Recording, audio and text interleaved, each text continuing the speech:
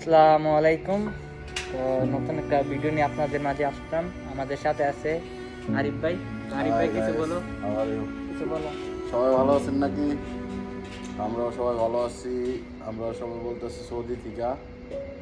তো ভাই, যেখান থেকে ভিডিওটা দেখতেছেন অবশ্যই লাইক কমেন্ট শেয়ার করবেন। আর যে বিষয় কথাটা বলার জন্য আমরা লাইভে আসছি সেটা হইলাম, আপনারা যেই বিদেশে আসেন না কেন সৌদি, তো এই ভিসায় সৌদি ভিসায় আসলে অন্তত লোড আর আনলোডার বিষয় কখনো আসবেন না। ঠিক আছে, লোড আনলোডার বিষয়ে যদি আসেন তাহলে ভাই কষ্ট ছাড়া আর কিছু পাবেন না।